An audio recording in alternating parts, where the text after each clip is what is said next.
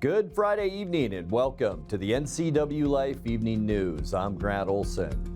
Here are a few of the stories we have coming up for you tonight. The city of Wenatchee says it's completed a major cleanup of homeless encampments on the Columbia Riverbank below Hale Park and the pedestrian bridge. We'll hear from Chelan County Auditor Skip Moore about what he expects voter turnout to be like for the upcoming election. Sunny skies with unseasonably cold temperatures for the next several days, with rain moving in by early next week.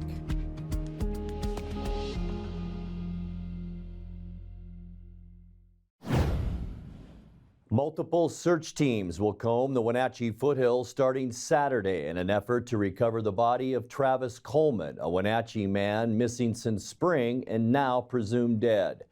The Chelan County Sheriff's Office says the search is being headed up by the Washington State Search and Rescue Planning Unit. That's a statewide all-volunteer coordination team that provides logistics and resources to local agencies. Chelan County Search and Rescue volunteers will also help with that search, which will survey high areas of Castle Rock, number 1 and number 2 canyons, and neighboring ridge lines. The 39-year-old Coleman went missing April 22nd. His relatives believe he traveled into the hills on foot while struggling with a mental health crisis. Previous volunteer searches have found a backpack and other items believed to be Coleman's, but no sign of the missing man. Attorney General Bob Ferguson says the state of Washington has effectively cleared its backlog of rape kits, some of which had been waiting forensic analysis for more than 20 years. The backlog involved more than 10,000 kits containing evidence from sex assault cases, which gathered dust until the state legislature began a series of reforms from 2015 to 2019. Those changes required testing of rape kits within 45 days and provided funding for the work. Ferguson announced Thursday that the clearance effort has led to 2,100 instances in which DNA from a rape kit was linked to a known offender. The city of Wenatchee says it's completed a major cleanup of homeless encampments on the Columbia Riverbank below Hale Park and the W.T. Clark Pipeline Bridge. But there's more to be done in order to restore shoreline damage that was left behind. Dave Erickson, director of the city's Parks, Recreation, and Cultural Services Department, outlined the effort last night for the Wenatchee City Council. So far this year, we've taken out 31 dump trailer loads of debris from that one little area. South of the off-leash area, so everything from needles to trash and other random items. So since May, law enforcement and service providers have been doing outreach to the folks that were down along the river, taking up residency down there, doing contacts, referring them to services. We also, around the same time, maybe in the summertime, ended up having a shoreline violation in that area for illegal grading activity that's happening in unstable slopes, the fill material that's there, as well as issues with the riparian and aquatic habitat down there.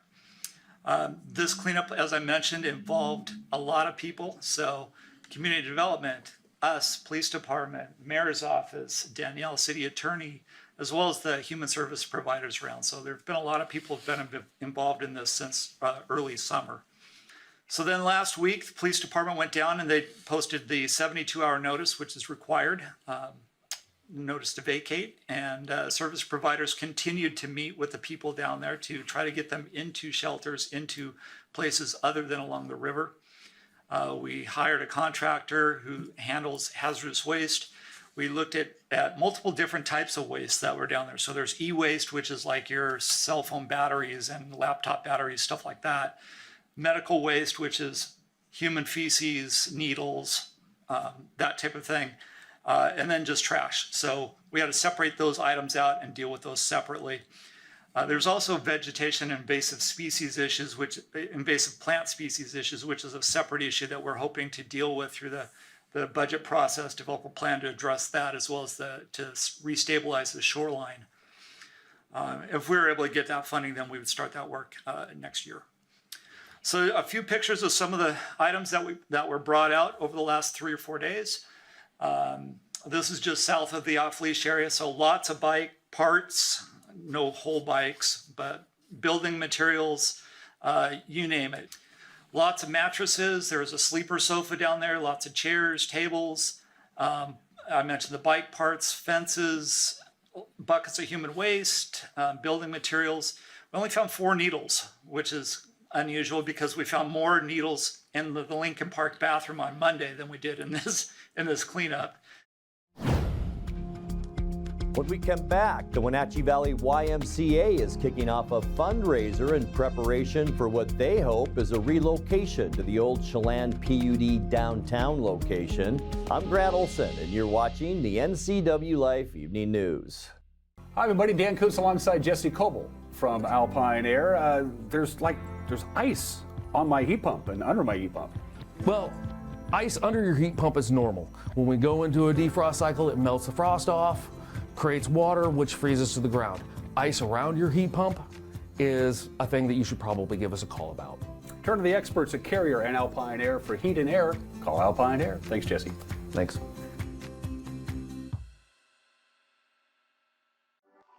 Winter is a great time to trade in your current hot tub.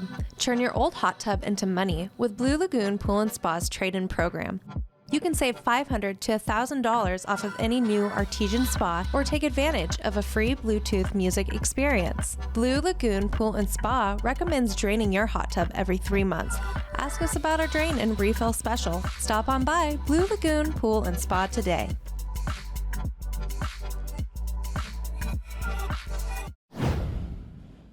The downtown complex of the Chelan County PUD is soon to be abandoned in favor of its new Old Station Service Center. Stepping into that footprint, the Wenatchee Valley YMCA, which launched a fundraising drive last week to cover its projected $25 million cost. Director Dory Foster joined NCWLIFE's Dan Kuntz to explore plans for the YMCA's new home. It was early on where we realized we need more space, we need to serve better. Accessibility has always been an issue. It was originally built for a men's housing unit way back 113 years ago, so it's been adapted every which way, and we just can't do it any longer. We didn't want to make mistakes on this one, so we did a lot of data with a third-party developer that allowed us to really explore and interview. We came up with options for our current facility, including leveling it and bringing it back up, but the community said, we need you to stay in the downtown corridor.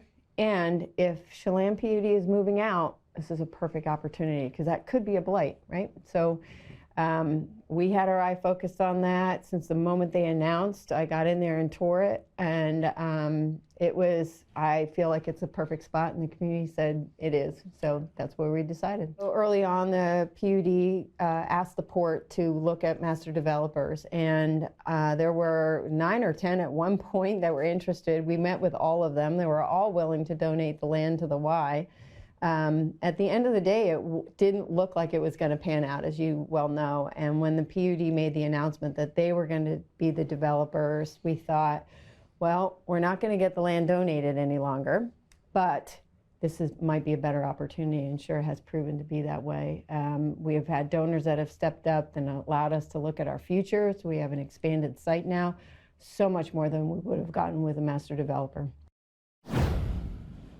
Chelan County Auditor Skip Moore is always in demand around election season. This week, he spoke with the county's official podcast, Chelan County Connection, about what to expect in the November 7th election as far as voter turnout. My crystal ball never seems to work, but I can use some of the old data. 2 years ago, same type of election cycle, we had 47%.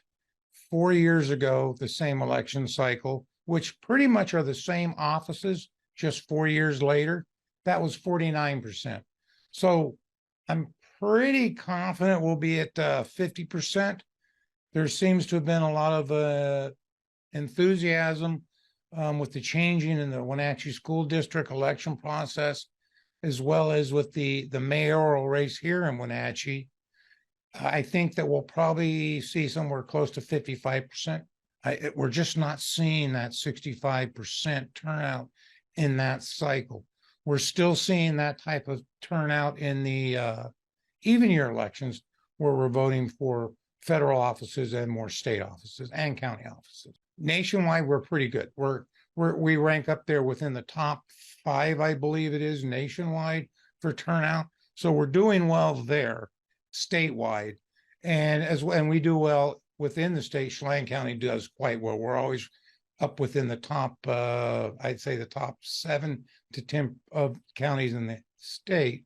So we do well, both statewide and nationally. It's just, I can't figure out why we don't have 99 or 95% turnout. Coming up next, the lakeside city of Chelan has a chance this year to choose its next mayor.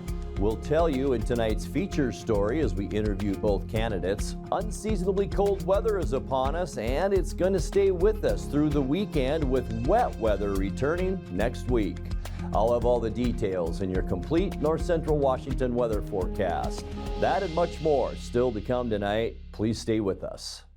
As Chelan's premier lifestyle store, Willow, find unique home decor, clothing, jewelry, and more. Come visit for a welcoming and memorable shopping experience. Deepwater Electronics is your one-stop shop for the latest in TV and sound technology. Whether you build your home theater or let them do it for you, Deepwater Electronics is the clear choice. The switch is on to T-Mobile. Get the best 5G experience and the customer service you depend on. Only at Chelan Wireless in downtown Chelan. We're turning up the heat with the hottest deals of the year. Right now, during the hot summer clearance sale, only at Click It RV. #1 in sales and service. The best RV brands. Over 1,000 to choose from. And the best deals of the year on remaining 2023 model year-end clearance with incredible 30% off. Brand new RVs discounted up to 30%. Save thousands. Plus, no payments until 2024. During the hot summer clearance sale. Now, only at Click It RV. 5 superstore locations. Hurry in today. The lakeside city of Chelan has a chance this year to choose its next mayor. Incumbent Bob Getty is serving his 3rd non-consecutive term in that post. Longtime city council member Eric McCardle believes she's got what it takes to lead the community starting in 2024. In tonight's featured story, as we continue with our ongoing series of candidate interviews, the two of them spoke with NCWLIFE Jefferson Robbins about the biggest challenges facing Chelan in the coming years. I think this is anywhere across North Central Washington right now, but the pace of growth, and particularly in Chelan, the pace of tourism in Chelan is a big concern for folks. When COVID hit, it caught everyone kind of unaware that the amount of movement to Eastern Washington was outpaced anyone's expectations. So we really need to take a look at that and have a plan for long term, how we're seeing that thoughtfully, how we want to have that happen in our community. Affordable housing is obviously another very large issue that our community is facing. In fact, every community is facing affordable housing. And we have, because of those 2 main areas, they sort of branch off into a lot of other areas of issues in our community. Small businesses finding staff, traffic congestion. I would say those are our top issues that we've got in our community right now. I've been here since 1946. It was kind of like Maryberry, USA, and now it's kind of like Sun Valley, Idaho. And that's the difficult part of finding people to work. Some of the restaurants don't even run double shifts because they don't have people to work. Do they identify housing? Do those restaurants say housing is our problem? We need people who can live here? That seems to be it, but I kind of have this feeling that there's a lot of people that just don't want to work. And if you look at the amount of available people out there that are working, it's not a good sign. We doubled our sales taxes in those 5 years. We need to take that money that we're getting off the tourist industry and focus some of it into our locals. Like our baseball field has some area behind it. We'd like to develop a community park out of the range of the tourists. I mean, the Don Morris is great, but on weekends you can pretty much forget going down there because that's where it's at. I think that's what we need to do, and I think that we've pretty much mellowed out. When I was a kid, tourist was a 4-letter word, and they've mellowed quite a bit. I worked as a police officer in the 90s when I got treed. Those people aren't here anymore, thank God. Time now for a check of your North Central Washington weather forecast. Hope your Friday was a good one. It was unseasonably cool out there, but at least we saw the sunshine, and that will kind of be our forecast moving forward. We're going to feel the warmth of the sun, so those 40-degree temperatures hopefully won't feel too bad. But what a gorgeous shot from this afternoon. This is from our McNeil Canyon North Sky-Fi Tower camera, looking back at beautiful Lake Chelan, the Cascade Mountains, and a few clouds out there. They were mainly hugging those mountains this afternoon. Lots of blue sky for most of us out there today. And as far as temperatures go, as we make our way through this forecast period, here's Wenatchee. Lots of towns on this map, but our temperatures, here's our overnight lows. 28 Sunday into Monday before our temperatures begin to moderate into the mid and upper 30s by the end of next week. We're talking overnight lows. For high temperatures, yeah, we're going to stay in the mid to upper 40s throughout this upcoming weekend and then jump into the 50s and warm up maybe even into those low 50s as we get into the middle part of next week. We'll talk about that coming up. But our high temperature today wasn't all that warm once again. 46 our unofficial high temperature. 54 is our normal high for this time of year. Our record high, beautiful day back in 2003, 71 degrees. 36 this morning. That's right in line with where we should be for overnight lows. I know it feels awfully chilly out there, but that is normal for this time of year. Our record for the second day in a row, 2020, we got down to 24 degrees. We did pick up a trace of precipitation. Remember last night I talked about the chance of a scattered shower during the evening last night? Well, it did happen, and it gave us a trace of precip, but that still keeps us at 4.27 inches going back to January 1st. Sunrise 7:37 this morning and sets tonight at 5:52. All right, Saturday temperatures getting you into the upcoming weekend. It's going to be a little warmer out there tomorrow. Near 50, 49 for Moses Lake, Ephrata, and Quincy, 48 for Wenatchee, also Entiat into Chelan, all the way up to Omak.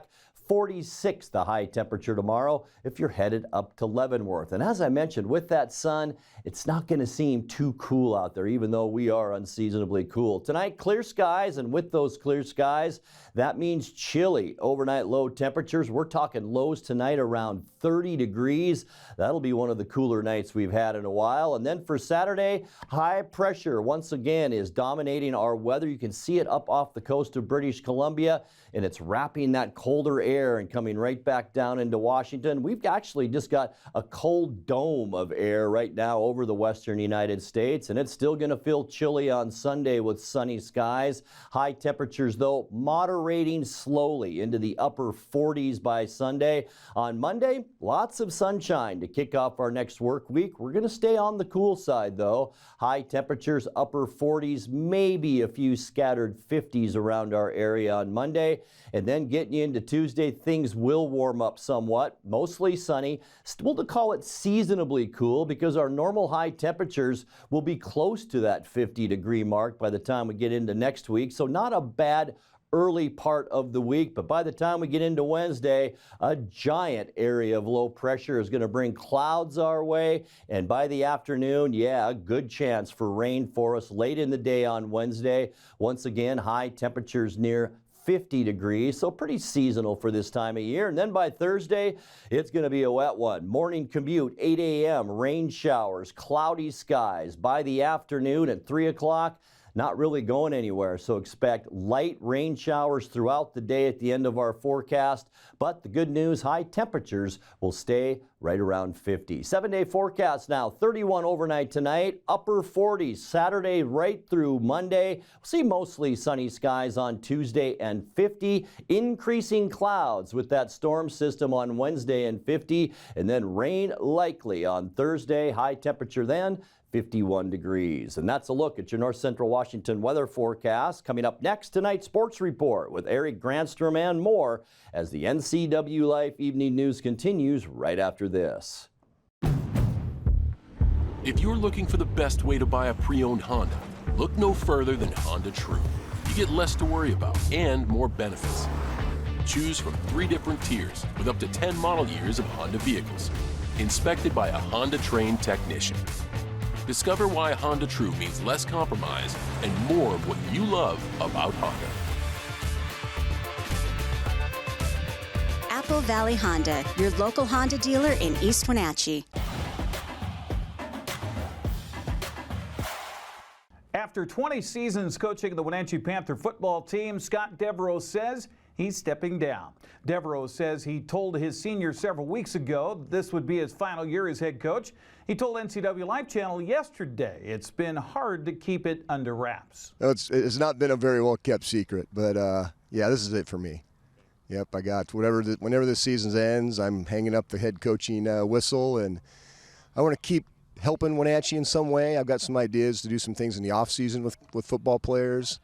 You know, a lot of the bigger, better schools in the big cities, their kids are doing stuff year round with outside coaches, and they pay a bunch of money for that. I'd like to do something like that, but you know, like for free for Wenatchee kids, and see if I can help us move along, you know, the spectrum compared to these other bigger city schools. Devereaux was hired to replace Doug Preston back in 2004 after being his assistant. He says the initial plan didn't include staying put for 20 years. I told my AD at the time, you know, I said, I got like a 5-year plan. I had a plan to bring in this guy to replace myself. Kind of had a handshake agreement with a Hall of Fame coach. That all changed, and I'm still here. But it's coming to an end very soon, and I'm going to miss coaching football and the relationships I have with kids. And, you know, guys show up at the house, or I get texts and Instagrams all the time, and it's pretty special. That's why I got into teaching and coaching, is I thought I could help kids, and hopefully I've done that.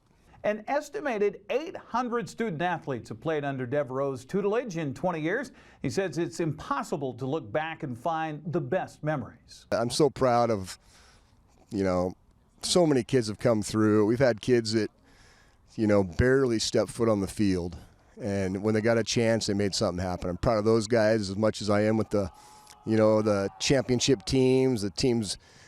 We went back-to-back with playoff wins. That was the first time it happened since the 70s. You know, those teams were really special, really special football players. But even the teams that, you know, were middle of the pack, there's memories with so many kids. And I'm writing some notes about our seniors, and I was doing some last night. I got like 2 or 3 left to write. And I put a kind of a senior moment, a forever memory about each one of those kids in that list. And as I'm doing it, I'm just, you know, I'm reminiscing about all the stuff that I could write without, you know, I want to keep it kind of short, but a lot of things. Because, you know, a lot of these seniors have been at my house quite a bit, and I've watched them grow up since they were little farmers. And seeing how they've progressed as young men has been pretty impressive. Devereaux says he hopes to have a couple of more games left in the tank before he hangs his coaching whistle up for good. Well, the Big 9 football season got underway. Well, the weekend got underway last night. Sunnyside down Davis 34-12. Eisenhower has a non-league game tonight at Cheney. The game we're featuring here on the NCWLIFE channel has #1 ranked and undefeated Moses Lake visiting 3rd ranked and undefeated Eastmont. Wildcats coach Michael Don has been preparing for the Mavericks' run-style passing attack. How they throw the ball isn't quite, you know, it's not like they're throwing the ball down the field every snap, and they're not doing a lot of long, drawn concepts. Their passing game is their running game, so they're running bubbles, screens, getting the ball out of the quarterback's hands really quick. And, you know, they've got some phenomenal space athletes, that guys that just, when you get the ball in their hand, they do great things, and they block really well on the perimeter, and for them, that's their running game. And they, you know, it's similar to us, you know, where, you know, we hand it off to Gunner and let him go be special. They put the ball out in Kyson Thomas, his hands, and let him go be special.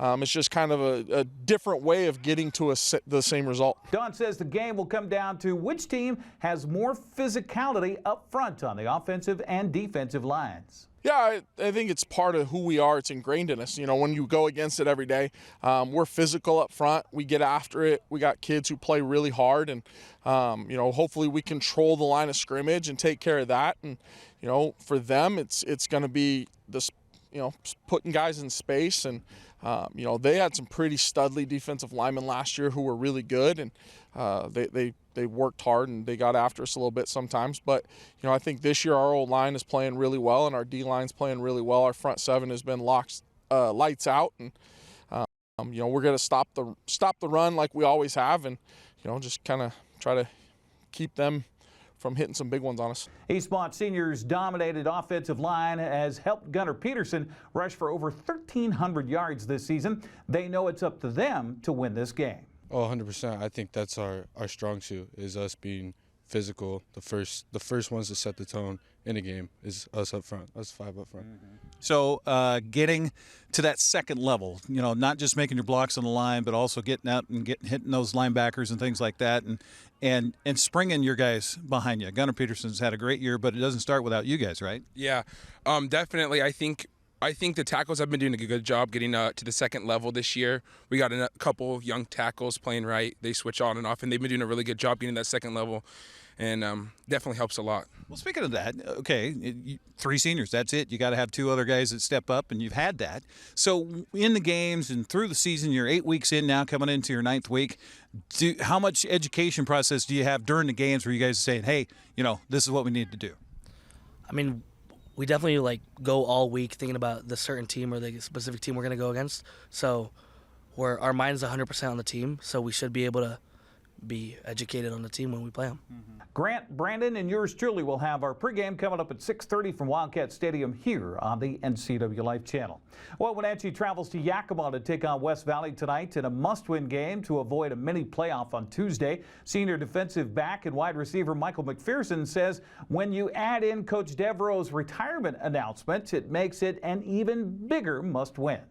I think we got to leave a legacy for such a great coach that we've had for Wenatchee. I mean, he's an icon, obviously. Everyone knows Coach Dev. So we just got to ball out these next couple games. We got to win, go against West Valley, beat them, beat Chiawana, which is most likely who we'll be playing, and then get a playoff spot. I know what our team can do, and we gotta ball out for Devs last year for sure. Wenatchee's coming off a 20-10 loss to Sunnyside last week. Coach Devereaux says they feel much more confident going in against West Valley. Well, the team we're playing this week isn't anything like Sunnyside. Completely different look on defense, pretty much different on offense. So not a lot carries over. There's a few things they do on defense with their 3-4 front that allows us to attack the flats and in a variety of ways. So we expect to do that. In all their games this year, they've given up quite a few yards, and they have not scored very many points. So, we're going to this game knowing this is a must-win for us, and, we're going to give it all we got. McPherson says the emphasis is on winning tonight so they can avoid a mini playoff on Tuesday and have a chance to reach the state tournament. I know 100% we can win this game. We have the talent, the skill, the drive to beat a team, any team in our league. I feel like it just comes down to all 11 guys doing their job, going as fast as they can, as hard as they can, and just taking away the dub. It is unfortunate. You got to go all the way to West Valley, all the way to Yakima, but I think that it's we have another game after this, but that's kind of like an undetermined game. But this is a game we know we need to win, and that we know we need to bring everything we have. So I'm fairly sure we can beat them. Wenatchee kicks off at West Valley tonight, coming up at 7 o'clock. Ephrata is trying to win the CWAC regular season title outright with a game at home tonight against Ellensburg. Another CWAC play, Othello visits East Valley, Prossers at Sela, and Grandview travels to Clarkston. The Caribou Trail League wraps up the regular season tonight as Cashmere hosts Quincy. This is also the night when Cashmere inducts former coach Phil Zakowski into their Coaches Hall of Fame during halftime. Chelan plays at Cascade. Omak takes on Cascade Christian. That's in the Apple Bowl coming up at 7 o'clock.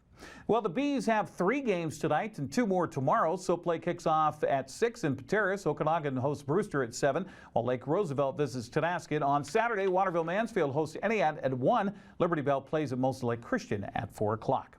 There's a ton more sports on our website. Go to ncwlife.com for that. I'm Eric Grandstrom. Have a great weekend. And that will do it for our newscast tonight. For more on these stories and other news from around North Central Washington, you can find us on Facebook or our website at ncwlife.com. And remember, if you see news happening, we'd like to hear from you. You can send us an email at news@ncwlife.com or give us a call at 888-6295. I'm Grant Olson. Thanks so much for being with us, and have a great weekend.